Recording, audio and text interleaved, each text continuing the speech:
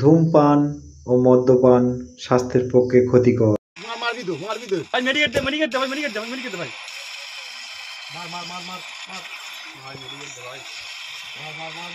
তোদের কাজ কাম নিয়ে তোরা এখানে এসে সবসময় গেম খেলবি, আর বাবা বুড়ো বয়স অব্দি খাটবে, তোরা এখনো অব্দি গেম খেলবি। তোরা কাজ কাজ করতে যেতে পারিস নি? কলকাতা উড়িষ্যা সব যেতে পারছিস না? যাও যাচ্ছি, যাও যাও কাজ করে বলছি, যাও।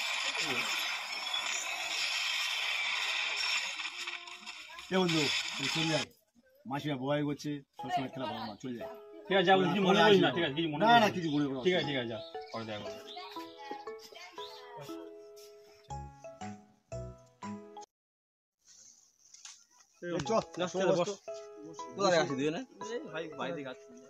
কি রোদ মাইরি রে, হবে না একটু ভালো ঠান্ডা আনি, তাহলে দুজনে প্ল্যান করছিলাম।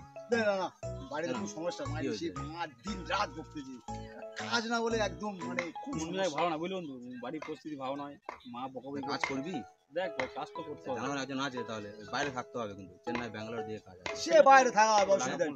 ঠিক আছে, তাহলে আমি কথা বলি তার সাথে। ঠিক আছে, ঠিক আছে, আমি কথাগুলো ফোন করে আমি কথাগুলো তো জানাচ্ছি। হ্যালো, হ্যাঁ বন্ধু বল। হ্যাঁ আছি কোন রকম, কি হওয়ার বল। আরে আমি তোকে সেই সেবারে যে কাজের কথাটা বললাম, কিছু ভাবলি? কিন্তু ওই বাইরে যেতে হবে, কিন্তু আমি তার কথা বলছি তাহলে। ঠিক আছে, আর চিন্তা করতে হবে না, কাজ হয়ে যাবে, আমার জানার লোক আছে। ঠিক আছে, আমি ফোন করে তাকে কনফার্ম হয়ে তোকে আমি ফোন করছি। বাইরে কাজে চলে যাচ্ছি। কোথায়? উড়িষ্যার পুরীতে। কার সঙ্গে যাবে? আমি আর ওই বাবন যাব। ও, বাবন যাবে? বাবন যাবে বলেছে। কত দিনের জন্য? কতদিন বলেছে? 4-5 মাস কাজ আছে। 4-5 মাস বাইরে থাকতে হবে, হোটেলে ভালো কাজ, মাইনেও ভালো দেবে বলেছে। তা বন্ধুদের সঙ্গে যাচ্ছ, ভালোভাবে থাকবে, ভালোভাবে বেড়াবে, কোনো অসুবিধা যেন না হয়।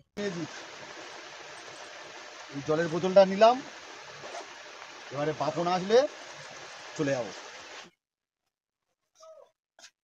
কি রে ভাই, এখনো তুই রেডি হসনি? ভাই চল, দূর পাল্লায় যেতে হবে আমাদের। কি রে সবাইকে দেখা পাচ্ছি, সেই ফুচকি কোথায় গেছে? বোনটা কোথায় গেল? বাইরে দিয়ে মনে হয়। ডাক বোনকে, ডাক বোনকে অন্তত। প্রিয়াঙ্কা, এই তো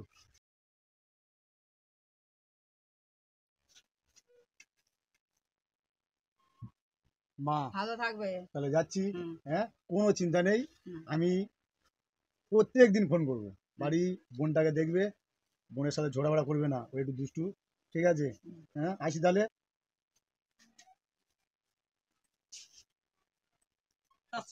আয় আয়, দেরি হয়ে যাচ্ছে।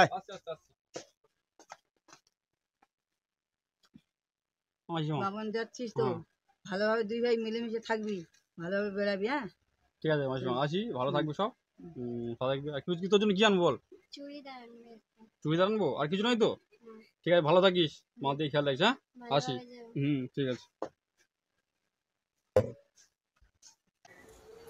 এসো, বলছি রেশন থেকে চাল নিয়ে এসেছি, যাও রান্নাটা বসাও, সকাল থেকে কিছু খাইনি, খাবো। আর কতদিন এইভাবে চলবে বলো তো? সরকার থেকে চালটা দিচ্ছে বলে না আমরা খেতে পাচ্ছি, দুদিন পরে তো চালটা দেওয়া বন্ধ হয়ে যাবে, তখন আমরা খাবো কোথা থেকে? এই যে 3 মাস ধরে তোমার কাজ নেই, মুদিখানার দোকান, চালের দোকান সব জায়গায় বাকি, আমি না মুখ দেখাতে পাচ্ছি না, বাইরে বেরোলে না সব টাকা টাকা করছে। এই যে তোমার বোনটার দিন দিন বয়স বাড়ছে, তা তো বিয়ে দিতে হবে নাকি? টাকা আসবে কোথা থেকে? শোনো, আমরা না দিন আনা দিন খাওয়া মানুষ, একদিন কাজ না করলে না আমাদের চলে না। আরে আমি তো কাজ খুঁজছি, যদি কাজ না পাই আমি কি করব? কাজ তো তুমি 3 মাস ধরে খুঁজছো, কিছু পেয়েছো? পাওনি তো? এই পশ্চিমবঙ্গে না কোনো কাজ নেই, তোমাকে কবে থেকে বলছি বাইরে যাও, তোমার বন্ধুগুলো চেন্নাই ব্যাঙ্গালোর গিয়ে সবাই কাজ করছে, তুমি যেতে পারছো না? ওই যে চেন্নাই তোমার একটা বন্ধু, সে তো ফোন করে বললো লেবার লাগবে সেখানে, যাও না, সেখানে চলে যাও না। তুমি আমাকে আর 10 দিন সময় দাও, আমি ঠিক কাজ খুঁজে বার করবো। আসলে তোমাকে আর বোনকে ছেড়ে যেতে ইচ্ছা করছে না বাইরে। ঠিক আছে, আমি তোমাকে 10 দিন সময় দিলাম, তার মধ্যে যদি তুমি কাজ না পাও তাহলে কিন্তু বাইরে যেতেই হবে। আচ্ছা, এইখানে কাজ না পেলে আমি বাইরেই চলে যাব। আরে কি চিন্তা করছো তুমি? শোনো না, এই যে ব্যাগ গুছিয়ে দিয়েছি, হ্যাঁ সাবধানে যেও, কেমন? আমার না যেতে ইচ্ছা করছে না। শোনো না, কদিন সময় দাও, আমি এখানে ঠিক কাজবাজ পেয়ে যাব, সব ঠিক হয়ে যাবে। হ্যাঁ 10 দিন তো সময় নিলে কিছুকে পেলে বলো। আর তোমার বোনটারও বিয়ে দিতে হবে, সংসারটাও চলছে না ঠিক মতো। তুমি চলে যাও, ভালো কথা বলছি আমি তোমাকে। তাহলে কদিন পরে যাই। আমার না যেতে একদম ইচ্ছা করছে না আজকে। আমি ওখানে ফোন করেছিলাম, ওরা বললো ওখানে প্রচুর গরম পড়েছে, এখন সেরকম কাজবাজ হচ্ছে না। হ্যাঁ কদিন পরে যাই না। হ্যাঁ কদিন পরে যায় মানেটা কি? তোমার তো টিকিট কনফার্ম হয়ে গেছে, আর আগে থেকে যাওয়া দরকার। তোমার মন সায় দিচ্ছে না কেন জানো তো? আসলে আমাদের ছেলে তো কোনোদিন থাকোনি, ওই জন্য। যাও, সব ঠিক হবে। আর তুমি সবসময় ফোন করবে তো। আচ্ছা বোন কোথায়? ডাকো। ভেতরে আছে। চুমকি, এই চুমকি, দাঁড়াও আসছি। বাইরে আয় তো, দাদা চলে যাচ্ছে। ভালো লাগছে না যেতে, না আরে গেলে। টেনশন নিও না, সব ঠিক হবে বলছি তো। কি হয়েছে বৌদি, ডাকছো কেন? তো দাদা চলে যাচ্ছে। কি রে দাদা, কখন যাচ্ছিস? এই যে এক্ষুনি বেরোবো। শোন না, হ্যাঁ ভালো থাকবি। হ্যাঁ আচ্ছা। আর বৌদি খেয়াল রাখবি, আর ঝামেলা করিস না, ঠিক আছে? না না, ঝামেলা করবো না। তুমি ভালো থেকো, নিশ্চিন্তে তুই ভালো থাকবি। তুই একদম চিন্তা করিস না। আর না, হ্যাঁ সাবধানে যাবি। ফোন করবে কিন্তু সময় মতো। আর খেয়ে নিও। হ্যাঁ ঠিক আছে, আসছি। হ্যাঁ হ্যাঁ সাবধানে আসছি, যেও। ভালো থাকবে। হ্যাঁ আসছি। তুমি কিন্তু সাবধানে থাকবে। হ্যাঁ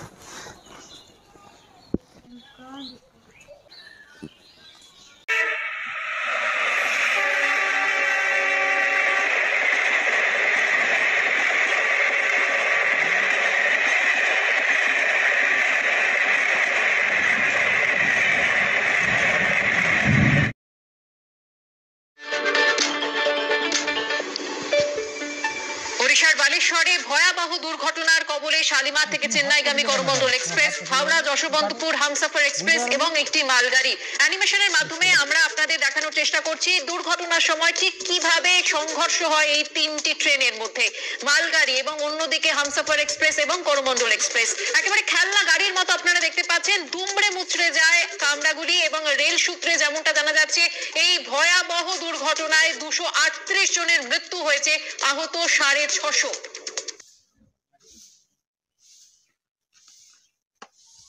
মাসিমা কি করছো? বসো এখানে, বসো। টুটু না বাপন কাজে গেল তো ট্রেনে করে, আর ট্রেনটা অ্যাক্সিডেন্ট হয়ে শুনেছো? না শুনোনি? এই নিউজে কি দেখাচ্ছে দেখো।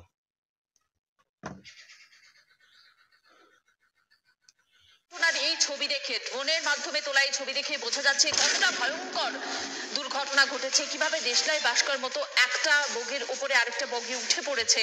এ বুচকি, এই কি হয়েছে শুনবি আয়। বুচকি তুমি বসে থাকো, আমি চিন্তা করো না, আমি বাপনদের বাড়িতে খটা দিয়ে আসি, ঠিক আছে? কি হয়েছে মা, কাঁদছো কেন?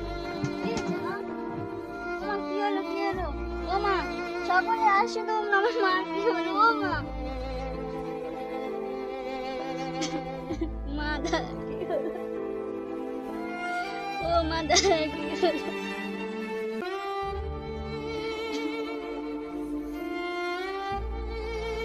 মা দাদা কি হলো? ও মা দাদা কি হলো?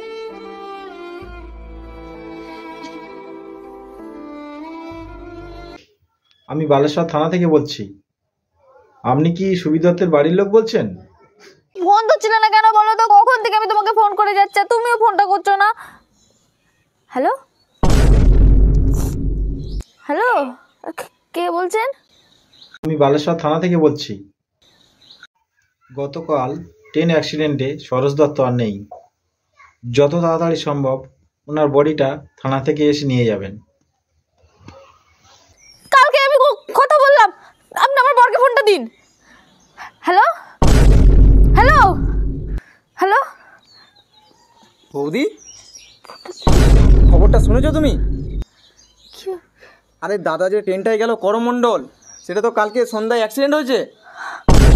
তাই দেখো।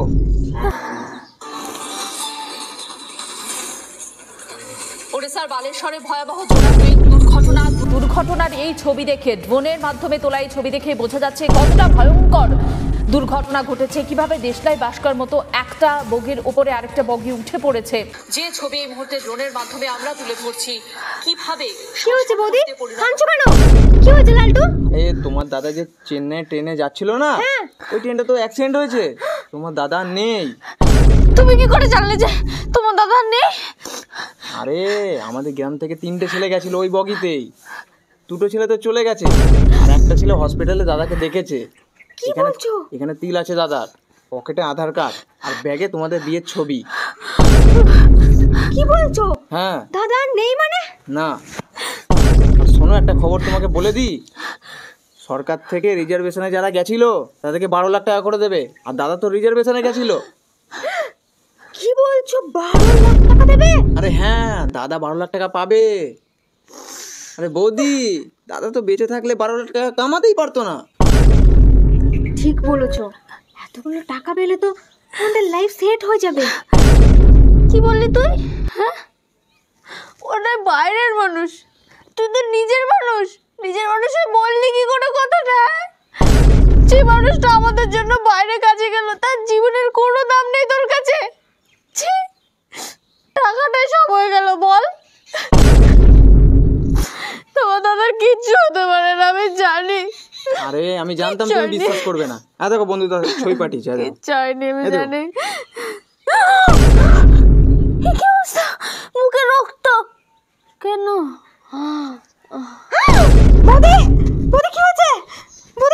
আরে কিছু হয়নি, অজ্ঞান হয়ে গেছে, ঠিক হয়ে যাবে। শোনো, বৌদিকে চটিও না, 12 লাখ টাকার ব্যাপার আছে। 12 লাখ টাকা পেতে গেলে বৌদির সিগনেচার লাগবে, বুঝতে পেরেছো? আর 12 লাখ টাকা পেয়ে গেলে তোমার আর আমার লাইফ সেট। এখন ঘর নিয়ে যাও বৌদিকে, জল ফল দাও গা, আর কালকে আমি বডিটা আনতে যাচ্ছি, ঠিক আছে?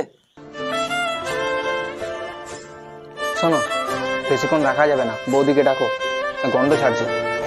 যাও। বৌদি, ও বৌদি, একবার বাইরে এসো, দাদাকে শেষবারের মতো একবার দেখে যাও। বৌদি। আরে তুমি গিয়ে ডাকো, যাও, আসবে না একা, তাতেই যাও।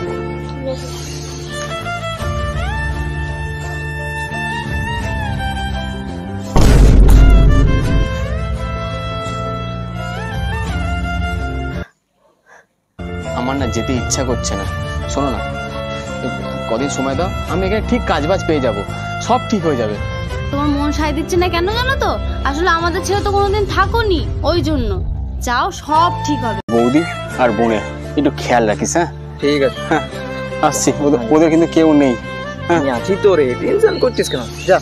হ্যাঁ আসছি।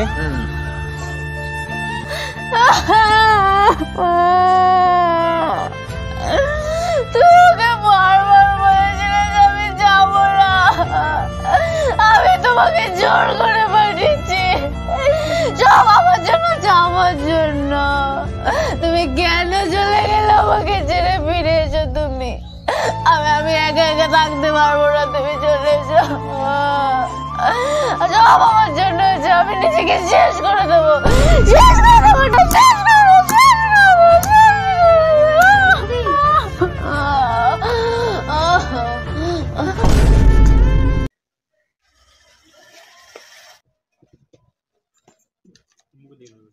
স্যার, আপনি বললেন, আমি তাই তাড়াতাড়ি কাজ সেরে চলে আসলাম। Thank you. বাড়িতে কেউ আছেন? হ্যাঁ বলুন। আমরা সরকারি অফিস থেকে এসেছি। আপনাদের বাড়িতে যে দুজন বালেশ্বরে ট্রেন দুর্ঘটনা অ্যাক্সিডেন্ট হয়েছে, তার মধ্যে দুজনের নাম পাওয়া গেছে। আপনাদের জন্য সরকারের তরফ থেকে কিছু সহযোগিতা করা হবে। তো আমাদের কাছে সেই ডকুমেন্টসগুলো আছে, আপনারা সেই ডকুমেন্টসে সই করুন। খুব যত তাড়াতাড়ি সম্ভব আপনাদের টাকাটা আমরা ব্যাংকের অ্যাকাউন্টে, আপনাদের অ্যাকাউন্টে দিয়ে দেবো। মহেশ, ফর্মটা দাও। হ্যাঁ হ্যাঁ। আচ্ছা, সরকারের তরফ থেকে একটা মানে টাকা ঘোষণা করা হয়েছে, সেই অ্যামাউন্টটা আপনাদেরকে দেওয়া হবে। এই ফর্মটা আপনাদেরকে ফিল আপ করতে হবে মাসে।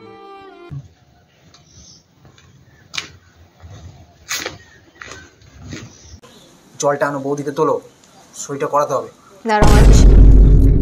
বৌদি ওঠো, ওঠো বৌদি, ওঠো ওঠো, ওঠো বৌদি, ওঠো ওঠো, ওঠো বৌদি, ওঠো ওঠো।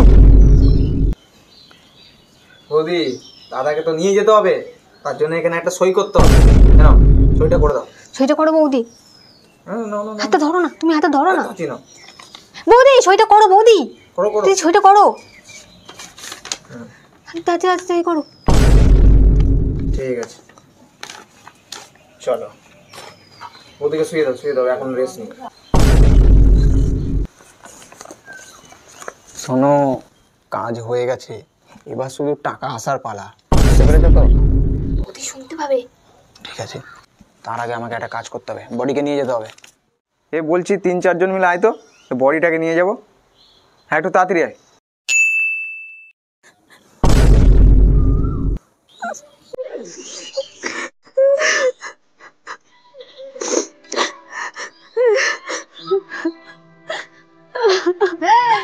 ছবি দেখে কিছু হবে না, যে যাওয়ার সে চলে গেছে। যা গিয়ে রান্না কর, রাখতে না গিলতে পারবি না হলে।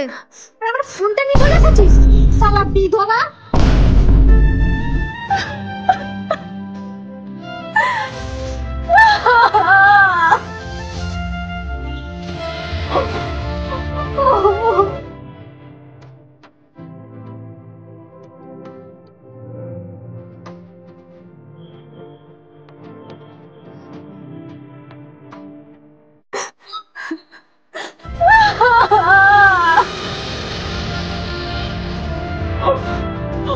Oh